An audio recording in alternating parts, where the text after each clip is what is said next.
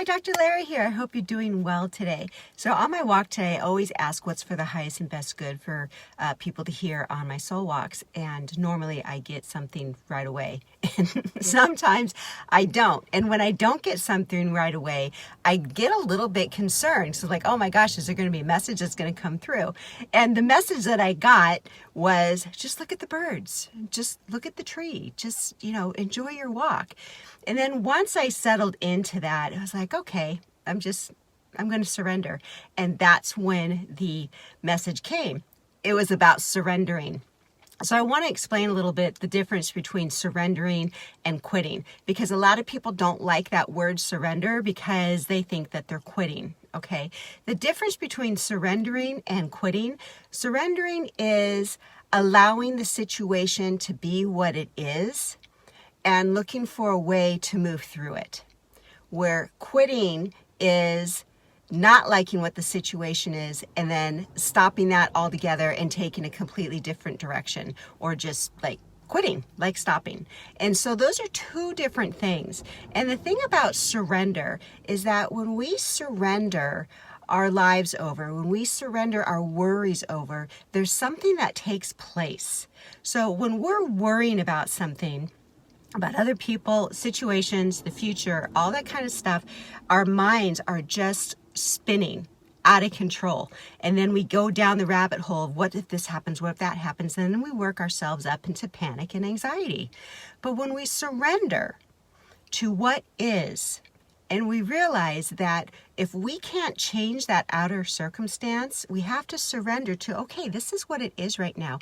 How am I going to respond to it?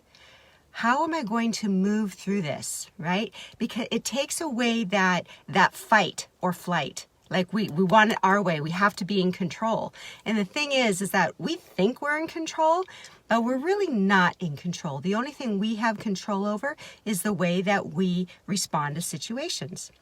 So I'll give you a little story. So years ago when one of my daughters, she was about 3, and she got into everything, like everything. And it's when I was taking my wedding ring off and I was setting it on the side table when I slept at night.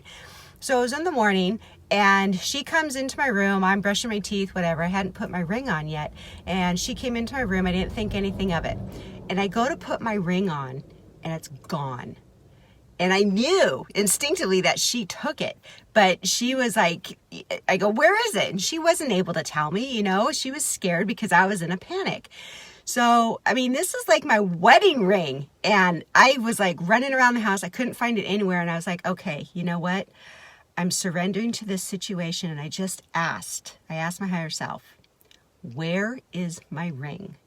Because I knew it was in the house, right? But I just didn't know where. I looked in the trash cans. I looked everywhere. And so when I took that time and I surrendered to what was, and I asked for internal guidance, the message I got was start doing the chores. Start cleaning up the house. Okay. So first of all, that wasn't the answer I was looking for. I wanted to know where it was. But I was like, okay, you know what? I'm just gonna do this. So I cleaned up the dishes and then I went to my second task, which was in the bathroom. And I had those huge Costco rolls of toilet paper. And I was in a very calm state because I was like, okay, here we go. And I was taking the toilet paper out one by one and I was moving the bag to throw it away. And I heard something rattling at the bottom of the bag. Lo and behold, there was my ring, both of my rings, my wedding and my engagement ring, at the bottom of this trash, or at the bottom of this toilet paper bag. I was like, what? And, I thought about that. Like if I stayed in a panic and didn't listen to my guidance, if I didn't surrender to what the situation was and I tried to control it and went into a panic and anxiety, my ring would be at the bottom of a trash heap right now. And I never would have found it.